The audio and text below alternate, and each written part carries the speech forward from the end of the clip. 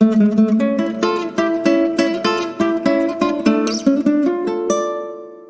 everyone, welcome you all at the MS tutorial. Hope you all doing good. तो AMD UMC का ये last वाला video होगा। इसमें मैं जो भी छूटा हुआ आपका इम्पोर्टेंट एक दो टॉपिक जो सभी चैप्टर में छूट गया है और जो कुछ कुछ इम्पोर्टेंट न्यूमेरिकल्स हैं, फार्मूलाज हैं, और लास्ट वाला ये जो अभी तक मैंने नहीं बताया हुआ ये फोटो इलास्टिसिटी, इसके बारे में कवर करते हुए, मतलब ओवरऑल इसमें जितना भी कुछ बचा हुआ है उन सबको कवर करते हुए फाइनली ये चैप्टर जो है हमारा कंप्लीट हो जाएगा। तो ओवरऑल जो है इस AMD MCQ का आपका 8 लेक्चर होगा, ठीक है। और इसमें मैंने थ्योरी प्लस MCQ क्वेश्चन सब कुछ बताया हुआ है, आपका डबल पैकेज के साथ ये कंप्लीट वीडियो है, ठीक है। तो ऑलमोस्ट अगर आप देखो तो 20 मिनट का एक वीडियो है और 8, ठीक है। तो ये 120 मिनट का आपका हो जाता है टोटल वीडियो, यानी 2 आवर्स, ठीक है। तो 2 आवर्स आप ढंग से पढ़ लो, बिल्कुल अच्छे से ध्यान लगा के। और उसके बाद मैंने जो पीडीएफ्स प्रोवाइड किए हैं ग्रुप में, अगर अब तक आपने ग्रुप नहीं ज्वाइन किया है तो ग्रुप ज्वाइन कर लो, जो कि है आपका टेलीग्राम पे। आपको सर्च करोगे MS मैकेनिकल ट्यूटोरियल, ठीक है। अगर उसे सर्च करोगे तो हो मिल जाएगा आपको ग्रुप, या तो फिर आप डिस्क्रिप्शन बॉक्स में भी मैंने लिंक दे के रखा है, ठीक है। तो वहाँ से भी ज्वाइन कर सकते हो। तो 2 घंटे का आपका टोटल ओवरऑल वीडियो लेक्चर है, आप उसे देखो और एमसीक्यू क्वेश्चन का जो मैंने पीडीएफ दिया है उसे पढ़ लो। दैट्स इट, आपका 100% एग्जामिनेशन का प्रिपरेशन हो जाएगा। ऑलमोस्ट 60 to 70% मार्क्स जो है आप डेफिनेटली ले आओगे, ओके। और ये वाला जो आपका एग्जामिनेशन है, फर्स्ट टाइम आरजेपीवी जो है ऑनलाइन एग्जाम ले रहा है, क्वेश्चन का लेवल किस टाइप का होगा नहीं होगा इसके बारे में किसी को नहीं पता है, ठीक है। तो 100% प्रिडिक्ट करना वो सही नहीं होगा। सो प्लीज़, पहला पेपर है, आप थोड़ा सा एक्स्ट्रा प्रिपेयर करके जाएं। नेक्स्ट पेपर से हम सबको आइडिया लग जाएगा कि किस टाइप के क्वेश्चन हार्ड हैं, ठीक है। तो उसके अकॉर्डिंग अगर हम थोड़ा कम भी पढ़ेंगे तो चलेगा, बट फर्स्ट पेपर है तो इसके लिए आप थोड़ा एक्स्ट्रा प्रिपरेशन कर लें, ओके। एटलीस्ट आप इतना नॉलेज ले लें कि आप ढंग से बुक्स में या तो फिर नेट पे सर्च कर पाओ, बिकॉज ओपन बुक एग्जामिनेशन है आपका। But before start the video, अगर अब तक आपने MS ट्यूटोरियल सब्सक्राइब नहीं किया तो please subscribe it. Here you will get the lots of videos related to the mechanical engineering subjects that will be definitely beneficial for your university exams, and also it will be beneficial for your competitive exams. So make sure you subscribe the MS tutorial and also press the bell icon. Now we will move forward toward today's video. ना सबसे पहले हम first chapter में जो एक हमारा छोटा सा न्यूमेरिकल छूट गया था, जो कि इम्पोर्टेंट है और आ सकता है, आप जो है फर्स्ट चैप्टर में ये अनसर्टेनिटी और रिलायबिलिटी वाला न्यूमेरिकल, ठीक है। इसमें जो है एक दो न्यूमेरिकल है, आपका शिवानी में भी दिया हुआ है, सिर्फ वही वाले न्यूमेरिकल्स आप एक बार प्रैक्टिस कर लो ताकि एग्जामिनेशन में आप आए तो आप फार्मूला में पुट कर सको, ठीक है। तो रिलायबिलिटी वाला और फेलियर वाला जो ये वाला न्यूमेरिकल है, इसको सॉल्व करने से पहले आपको थोड़ा सा ये पता होना चाहिए। मैं थोड़ा सा आपको बता देता हूँ। सबसे पहले आपको रिलेटिव फंक्शन का फॉर्मूला पता होना चाहिए। ये होता है 1 minus E to the power lambda T, ठीक है। जहाँ पे आपका लैम्डा जो होता है ये आपका होता है फेलियर रेट, ओके। और ये इसका जो यूनिट होगा आपका number of failure upon hours, ठीक है। जितना आवर में टेस्टिंग होगा वो। और यहाँ पे टी जो होगा आपका ये टोटल लाइफ टाइम होगा, ओके, किसी भी कंपोनेंट का। तो ये फार्मूला आपका सबसे ज़्यादा यूज होगा रिलायबिलिटी वाले में, इसको आप याद रख लेना।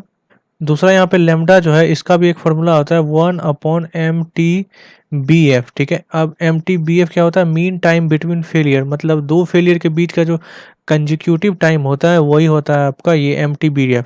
और इसी को अगर आप रिवर्स कर दोगे तो आपका लेमडा आ जाएगा, यानी फेलियर रेट आ जाएगा, ठीक है। नो, ये जो फंक्शन है इसका मतलब क्या है, उसका फिजिकल सिग्निफिकेंस ये होगा, जैसे आपके पास कोई मशीन, मान लो ड्रिलिंग मशीन है, ओके। आपने ये एज्यूम करके चला कि ये ड्रिलिंग मशीन आपका 500 आवर्स तक वर्क करेगा, ओके। और आपको जो है ऐसे बहुत सारे ड्रिलिंग मशीन आपने बनाया है, मान लो आपने 1000 ऑफ ड्रिलिंग मशीन बनाया हुआ, ठीक है। और इसका आपको इसमें से इतने टाइम में 500 आवर में आपका 600 इसमें से ऐसा है मशीन जो कि सही वर्क कर रहा है, ठीक है, अच्छा सर्विस दे रहा है। और 400 ऐसा है जो कि आपका फेल हो जा रहा है, ठीक है। तो जो ये वाला फेल हो रहा है इसके बीच का टाइम अगर निकाल लो MT/BF और उसका रिवर्स कर दोगे तो फेलियर रेट आ जाए। तो यहाँ से आप इस मशीन का, इस ड्रिलिंग मशीन का फेलियर रेट जैसे ही आपको पता चलेगा, आप इस मशीन का रिलायबिलिटी पता कर सकते हो, ठीक है। और रिलायबिलिटी फंक्शन पता करने का जो फॉर्मूला होता है वो ये वाला होता है जो यहाँ पे है, ठीक है। और रिलायबिलिटी फंक्शन का पता करके ही कोई कंपनी क्या देता है, वारंटी पीरियड डिसाइड करता है कि कब हम प्रोडक्ट का वारंटी देंगे या नहीं देंगे। अगर रिलायबिलिटी मान लो आपका 95% आया है तो फिर कैलकुलेट करोगे तो 0.95 आएगा, ठीक है। तो इसी को यहाँ पे 95% के टर्म में, तो अगर इतना आया तो उसके उस टाइम आप कितना वारंटी दोगे, ठीक है। या अगर 65% आया तो उस टाइम क्या दोगे। तो ये सब कुछ कैलकुलेट करता है कोई भी कंपनी रिलायबिलिटी निकाल के प्रोडक्ट का, कि 500 आवर के लिए या 100 आवर के या 1000 आवर्स के लिए कोई भी प्रोडक्ट कितना रिलायबल है, इसके फेलियर होने के चांसेस कितने ज़्यादा कम है, ठीक है। नेक्स्ट आपका एक और फार्मूला आपका इस टाइप का क्वेश्चन सॉल्व करने में यूज होगा, ये वाला। अगर टोटल नंबर ऑफ कंपोनेंट आपका n है, ठीक है, और इनमें से आपका मान लो nf जो है फेलियर हो गया, मतलब nf नंबर ऑफ प्रोडक्ट जो है वो फेल हो गया किसी टी टाइम में, और आपका ns प्रोडक्ट जो है वो सर्विस दे ही रहा है किसी टाइम टी में, ठीक है। इस केस में अगर आप इसी सेम टाइम में रिलायबिलिटी निकालोगे प्रोडक्ट का, तो ये आपका हो जाएगा 1 minus N F number of failure upon total number of component. ये क्या है, टोटल नंबर ऑफ कंपोनेंट, ये है आपका जितना नंबर ऑफ कंपोनेंट फेल हो गया, और ये है आपका जितना नंबर ऑफ कंपोनेंट जो है सर्विस दे रहा है ऑलरेडी, ठीक है। और ये उसी टाइम में आप उसी प्रोडक्ट का क्या हो गया, रिलायबिलिटी हो गया। और इसी को आप इस तरह से भी निकाल सकते हो, एन एस अपॉन एन करके भी निकाल सकते हो। तो फाइनली ये दो, एक फार्मूला ये वाला और आपका एक formula R T equal to 1 minus E to the power lambda T, ये वाला फार्मूला यूज होगा। बस दो फार्मूला में आपका सारा न्यूमेरिकल सॉल्व, ठीक है। नाउ ये वाला क्वेश्चन रिलायबिलिटी फंक्शन पे, ठीक है, फेलियर एंड ऑल पे। तो यहीं पे मैं आपको समझा देता हूँ, फिर से मैं खुद से सॉल्व करूंगा तो थोड़ा टाइम लगेगा, इससे बेटर मैं यहीं पे समझा देता हूँ, आपका भी टाइम बच जाएगा। तो यहाँ पे क्वेश्चन में दिया हुआ है device has a failure rate. Device का फेलियर रेट हमें पता है, यानी लेमडा पता है, हमने लेमडा लिख लिया। और ऑपरेटिंग पीरियड हमें, मतलब डिवाइस जो है 600 आवर्स तक चलाना चाहते हैं हम, तो हमने टाइम जो है वो पता चल गया आपको 600 आवर्स। और यहाँ पे दिया है इफ़ देयर आर 2000 आइटम्स, इसका मतलब हमारा जो नंबर ऑफ आइटम्स है वो 2000 है, ठीक है। तो 2000 आइटम्स है, तो इसमें से कुछ आइटम क्या होगा आपका फेल होगा, यानी एन एफ हो जाएगा, और कुछ आइटम जो है वो चलता वर्क करता रहेगा, एन एस हो जाएगा, ठीक है।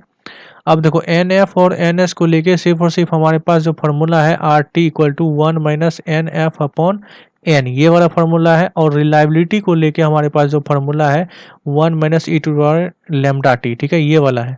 नाउ अब देखो इस क्वेश्चन में हमें निकालना क्या है, how many failures are expected in 600 hour. हमें 600 आवर में एक्सपेक्ट करना है कि कितना प्रोडक्ट हमारा फेल होगा, ओके।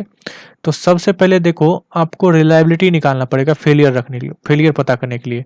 क्योंकि फेलियर पता करने का नंबर ऑफ फेलियर प्रोडक्ट, कितना प्रोडक्ट आपको फेल हो रहा है वो पता करने का सिर्फ और सिर्फ हमारे पास ये वाला फार्मूला है, ठीक है।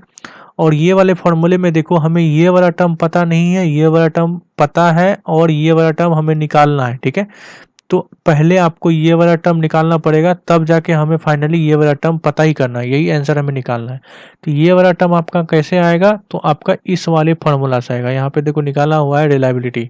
तो पहले उन्होंने ये लेमडा हमें दिया हुआ है, टी दिया हुआ है 600 आवर, रिलायबिलिटी निकाल दिया। अब ये वाला टर्म जैसे ही निकाला आर टी, इस आर टी को उन्होंने यहाँ पे पुट किया, और हमें फाइनल आंसर एग्जाम में ये वाला पूछा गया है। तो एन एफ टी निकालने के लिए फाइनली उन्होंने क्या किया, एन का वैल्यू 2000 आर टी, तो यहाँ पे 2.4, 2.4 का मतलब यहाँ पे ये हुआ कि टोटल नंबर ऑफ प्रोडक्ट है आपका 2600 आवर। जब इस सारे प्रोडक्ट को रन करेंगे तो इसकी पॉसिबिलिटी है कि 2000 प्रोडक्ट में से 2.4 प्रोडक्ट जो है आपका फेल हो जाए। तो इसका मतलब ये हुआ, ठीक है। अब कोई कहेगा कि यहाँ पे 2.4 कैसे होगा, मतलब यहाँ पे 3 भी हो सकता है और 2 भी हो सकता है। ये एक तरह से रिलायबिलिटी निकाला गया है। रिलायबिलिटी ऑलवेज फ्रैक्शन में भी आ सकता है, इंटीजर में भी आ सकता है, ये जरूरी नहीं कि ये हमेशा इंटीजर में ही आएगा, ठीक है। नेक्स्ट क्वेश्चन भी आपका उसी टाइप का है, ठीक है। टोटल लाइफ इसमें दिया हुआ है 50,000 आवर्स, ठीक है। तो सबसे पहले हमें जो निकालना है, what is the reliability that it will operate for the full length of its time. मतलब टोटल 50,000 घंटे ये प्रोडक्ट चलेगा ही, इसकी रिलायबिलिटी क्या है। और यहाँ पे उन्होंने लेमडा का वैल्यू दे रखा है, ठीक है। लेमडा का वैल्यू पता है, टाइम पता है, तो टोटल लाइफ का रिलायबिलिटी आप कैसे निकाल दोगे, r 50,000 equal to, direct put करो आंसर में, 90.48 आपका हो जाएगा क्या, इतना परसेंट आपका रिलायबिलिटी है प्रोडक्ट का। कितने टाइम में, 50,000 आवर्स में, यानी फुल लाइफ टाइम में। अब बोलना है if the part has that enter the useful period, उसका प्रोबेबिलिटी जो है 100 आवर्स में। अब बोल रहा है सेम प्रोडक्ट अगर 100 आवर्स तक चलाएंगे तो उसका प्रोबेबिलिटी कितना होगा। यहाँ पे देखो 100 आवर्स के लिए उन्होंने निकाला, सिर्फ यहाँ पे टाइम चेंज करके 100 आवर्स तक निकाला है, ठीक है। तो यहाँ पे देखो क्या आया आंसर, 99.98%। फिर उन्होंने क्या कितने में निकाला है, फिर इतने टाइम के लिए निकाला है, तो इतने टाइम के लिए कितना आया रिलेटिविटी आपका 99.99, ठीक है, यानी 99.99।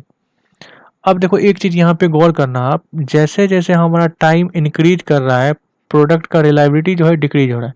यहाँ पे 50 आवर्स के लिए देखो 99.99% था, यहाँ पे 99.98% है, यहाँ पे 90.48% है। तो इसका मतलब आप क्या समझ रहे हो, सिंपल सा ये है, बाथ का जो मैंने बताया था फेलियर का, वो इस टाइप का होता है, ठीक है। जैसे जैसे आपका टाइम बढ़ता जाएगा प्रोडक्ट का रिलायबिलिटी क्या होता है, घटता जाता है। डेफिनेटली ज़्यादा देर तक प्रोडक्ट आपका सर्विस देगा तो वो रिलायबिलिटी उसका घटते ही जाएगा। सिंपल यहाँ पे ये वाला क्वेश्चन भी सेम ही है, आप इसको खुद से सॉल्व कर लेना, आपको हो जाएगा सॉल्व, ठीक है। तो फर्स्ट चैप्टर में ये आएगा, और उसके बाद नेटवर्क वाला क्वेश्चन जो है मैंने ऑलरेडी, ये वाला जो नेटवर्क का रिलायबिलिटी वाला, ये मैंने ऑलरेडी अपने AMD के पार्ट 3 में साइड करवा रखा है, ठीक है, AMD MCQ पार्ट 3 में, तो वहाँ से देख लेना। तो फर्स्ट चैप्टर आपका कंप्लीट हो गया। नाउ सेकेंड चैप्टर में आपका थ्योरी ऑफ इलास्टिसिटी और प्लास्टिसिटी, ये दोनों ही इंपॉर्टेंट है। इस पे क्वेश्चन डेफिनेटली आपका MCQ में आएगा, और इस पे मैंने जो वीडियो है वो भी बना दिया, ठीक है, तो वो वीडियो आप देख लो, सारा कन्फ्यूजन आपका क्लियर हो जाएगा, ओके। और सेकेंड चैप्टर का ये वाला जो टॉपिक है फोर्स डिस्प्लेसमेंट कर्व, ये तो मतलब आप डेफिनेटली रखो कि इससे क्वेश्चन आने के चांसेस बहुत ही ज़्यादा है। ऐसा कोई कॉम्पिटिटिव एग्जाम्स है ही नहीं कि जिसमें इससे क्वेश्चन नहीं पूछा जाता है मैकेनिकल में, ठीक है। तो ये वाला कर्व आप अच्छे से याद रख लेना, और इस पे MCQ क्वेश्चन भी लगा लेना, ठीक है। इस पे आपका डेफिनेटली आएगा, स्ट्रेन हार्डनिंग का कर्व है ये, ठीक है। और इस पे मैंने वीडियो भी बना दिया है, तो वहाँ पे भी आप देख सकते हो। तो ये आपका एक इम्पॉर्टेंट टॉपिक होगा, और इस पे न्यूमेरिकल्स भी आते हैं। इस एक्सप्रेशन का एक फार्मूला होता है sigma equal to sigma naught e⁻n, ठीक है। ये आप फार्मूला याद रखना, अगर इस एक्सप्रेशन में आए तो यहाँ पे टिक करके सिंपल टिक कर देना, सही हो जाएगा, ठीक है। इसमें ये वाला आपका स्ट्रेन होता है, ये इंडेक्स स्ट्रेन इंडेक्स होता है, और ये आपका प्लास्टिक रीजन वाला स्ट्रेस होता है, ठीक है। फिर आपका एक ये वाला इंपॉर्टेंट टॉपिक है आपका FMEA, ठीक है, failure mode of effect analysis, ये वाला का, इस पे भी मैंने एक वीडियो बनाया हुआ है, आप इसे भी देख सकते हो, और ये भी इंपॉर्टेंट टॉपिक है। जितने भी फेलियर मोड्स हैं उसके बारे में भी पता होना चाहिए। ये ब्रिनिलिंग स्पेशली इस ये जो होता है आपका बियरिंग में होता है, ठीक है, ये याद रखना। और जो मैकेनिकल प्रॉपर्टीज होता है वो सब आप अच्छे से देख लेना, उससे भी क्वेश्चन आ सकते हैं। फिर आपका ये थ्योरी ऑफ फेलियर का मैंने MCQ आपको करा ही रखा है, फर्स्ट वीडियो में ही मैंने कराया है, तो ये भी आपका इम्पोर्टेंट है। सिग्मा एन कर्व, ठीक है, ये वाला आपका इम्पोर्टेंट है बहुत ही ज़्यादा, इसको भी आप देख लेना अच्छे से। इस पे भी मैंने एक वीडियो, स्पेशल वीडियो बनाया है, सो थ्योरी क्लियरेंस के लिए आप देख सकते हो। एंड फिर आपका जो आपका सेकेंड चैप्टर में ये एक और इम्पोर्टेंट टॉपिक है PLC, product life cycle, product का कैसे जन्म होता है और कैसे कैसे वो ग्रोथ करता है, एंड फाइनली कैसे उसका डिक्लाइन होता है। ये कंप्लीट फेज जो है आपका, ये भी एक अच्छा टॉपिक है और इम्पोर्टेंट टॉपिक है, ठीक है, तो इसको भी आप अच्छे से देख लेना। इस पे भी मैंने एक वीडियो बना के रखा है, आप उसे भी देख सकते हो एज अ रेफरेंस। तो सेकेंड चैप्टर के इम्पोर्टेंट जितने भी टॉपिक है उस पर मैंने ऑलमोस्ट वीडियो बना दिया है, और MCQ भी करवा दिया आप लोगों को, तो वो उतना कर लो, उतना ही सफिशियंट है। नेक्स्ट आपका ट्रिबोलॉजी, ट्रिबोलॉजी में मैंने स्पेशली 3 वीडियो बनाया हुआ है, और हर टॉपिक को मैंने कवर किया है, ठीक है। और साथ ही साथ मैंने हैंड रिटन नोट्स भी आप सबको दिया हुआ है, और MCQ का PDF भी दिया हुआ है। तो थर्ड चैप्टर के लिए तो मैंने एवरीथिंग दे दिया है, इसमें कुछ भी नहीं छूटा हुआ है, तो ये आप लोगों का डेफिनेटली हो जाना चाहिए अच्छे से, ठीक है। नाउ इस वाले चैप्टर में, फोर्थ चैप्टर में जो सबसे ज़्यादा इंपॉर्टेंट है आपका, शियर सेंटर आपका सबसे ज़्यादा इंपॉर्टेंट है, और अनसिमेट्रिकल बेंडिंग इंपॉर्टेंट है।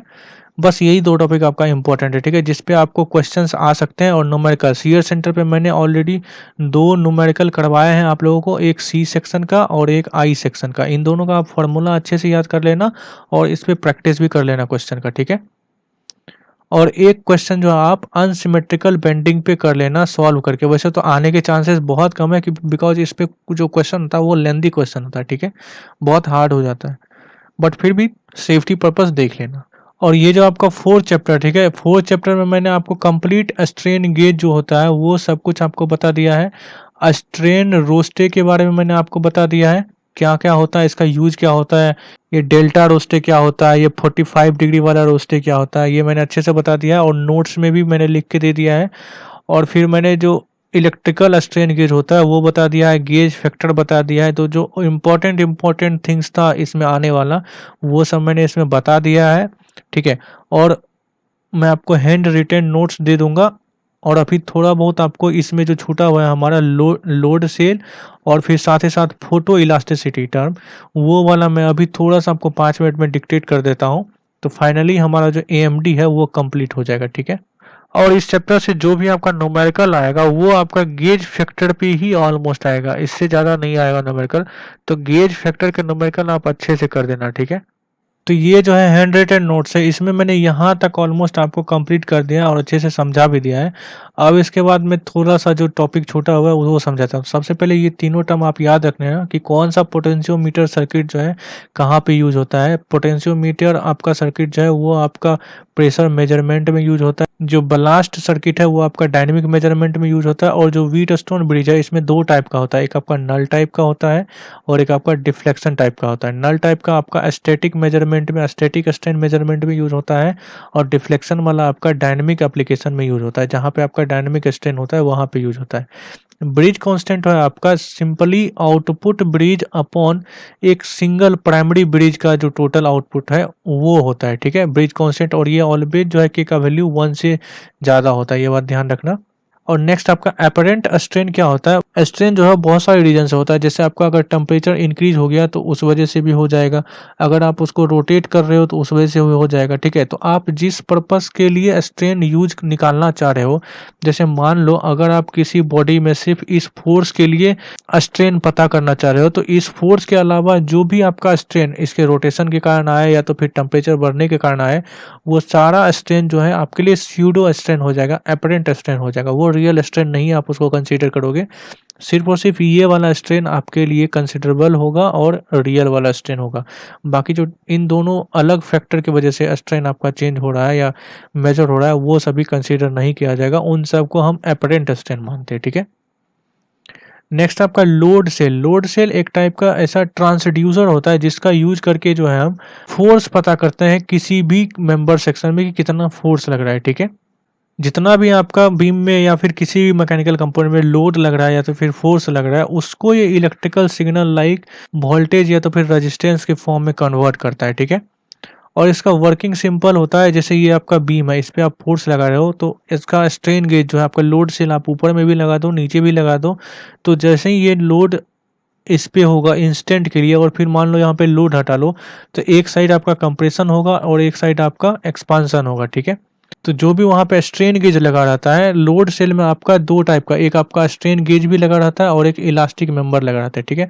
तो स्ट्रेन गेज जो लगा रहता है ये गेज आपका मेजर करता है स्ट्रेन को, ठीक है। और इस स्ट्रेन को मेजर करके ये डेल्टा आर रेजिस्टेंस चेंज में जो है इलेक्ट्रिकल सिग्नल देता है और यहाँ से हम लोड पता कर लेते हैं, ओके। तो ये सिंपल लोड सेल होता है। और नेक्स्ट आपका ये सबसे लास्ट टॉपिक है, फोटो इलास्टिसिटी में जो है हम लाइट को यूज करते हैं एज ए सेंसर, ठीक है। लाइट इसमें सेंसर होता है, जैसे इलेक्ट्रिकल में हमारा करंट सेंसर होता है उसी तरह यहाँ पे लाइट हमारा सेंसर होता है, जो जिसके हेल्प से हम स्ट्रेस को पता करते हैं, किसी भी सेक्शन में स्ट्रेस को पता करते हैं। और इस मेथड से जो हमें नॉर्मली पता चलता है किसी भी बॉडी में जो प्रिंसिपल स्ट्रेस लग रहा है वो पता चलता है, और साथ ही साथ प्रिंसिपल स्ट्रेस का डायरेक्शन पता चलता है किसी भी पॉइंट पे, ठीक है। और जो कंपोनेंट यूज होता है स्ट्रेस पता करने के लिए इस मेथड से फोटो इलास्टिसिटी से, उसको हम पोलारी स्कोप बोलते हैं, ठीक है। ये बात भी ध्यान रखना ना। आप सबको पता होगा बहुत सारे नॉन क्रिस्टलाइन मटेरियल होते हैं, लाइक आपका बैकेलाइट हो गया, ठीक है। ये सभी ट्रांसपेरेंट होते हैं। ट्रांसपेरेंट मतलब ये हुआ कि इसके थ्रू आप अगर लाइट को क्रॉस कराओ तो ये लाइट आराम से क्रॉस करेगी, ठीक है। तो इस टाइप के मटेरियल में जो है आपका डबल रिफ्रैक्टिव, ठीक है, डबली रिफ्रैक्टिव या तो फिर बायफ्रिंजेंट वाला प्रॉपर्टी होता है।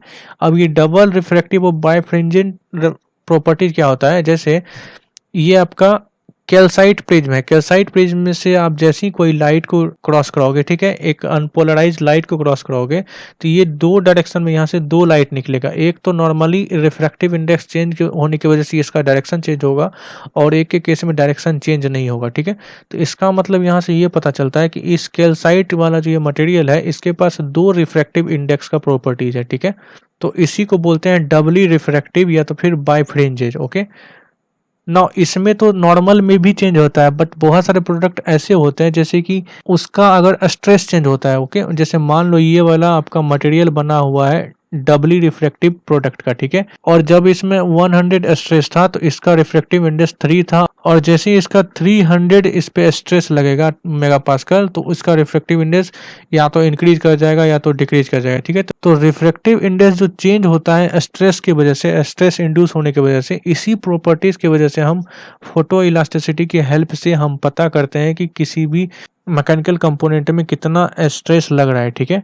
और इसमें जो डिवाइस यूज होता है उसको पोलरिस्कोप बोलते हैं। सिंपल, हम पोलराइजर के थ्रू लाइट पास करवाते हैं उस मटेरियल से जिसमें स्ट्रेस इंड्यूस हुआ है। अगर वो पोलराइजर का लाइट जो है किसी एक यूनिक डायरेक्शन में चेंज कर देता है तो उस वहाँ से हम मेजरमेंट करके पता करते हैं हमारा स्ट्रेस क्या होगा। तो ये आपका पोलर इलास्टिसिटी हो गया, ठीक है। तो होप ये टॉपिक आपको क्लियर होगा। तो फाइनली ये वाला टॉपिक आपका कंप्लीट हो गया और इसी के साथ हमारा AMD जो है वो भी कम्प्लीटली कंप्लीट हो गया, ठीक है। तो आप लोगों से बस अब रिक्वेस्ट है कि आप अच्छे से थोड़ा सा रिवीजन कर लो और प्रैक्टिस कर लो, और आई होप कि आप लोगों का एग्ज़ाम बहुत ही अच्छा जाए। जैसे ही आप लोगों का एग्ज़ाम हो जाता है आप कमेंट करके बताओ या तो फिर ग्रुप में बताओ कि आप लोगों का एग्ज़ाम्स कैसा गया, ताकि हम उसके फीडबैक पे, ठीक है, नेक्स्ट वाला जो हमारा RAC है और उसके बाद आपका मशीनिंग प्रोसेस है, प्रोडक्ट डिज़ाइन है, इन सब चीज़ों का प्रिपरेशन के लिए मैं आप लोगों को वीडियो एंड ऑल बना सकूँ, ठीक है। बिकॉज अभी मुझे भी आइडिया नहीं कि किस लेवल के क्वेश्चन आएंगे, कितना डिफ़िकल्टी लेवल होगा। तो आप लोग जब फीडबैक दोगे तो उसी के बेसिस पे मैं नेक्स्ट आप लोगों के लिए प्रिपेयर नोट्स एंड ऑल, ठीक है। और अगर ये वीडियो आपको अच्छा लगा तो डेफिनेटली आप अपने फ्रेंड से शेयर करें और सब्सक्राइब करें चैनल को, और फ्रेंड को भी बोलें चैनल से जुड़ने के लिए, ठीक है। So all the best for your exams. Thank you so much and good luck.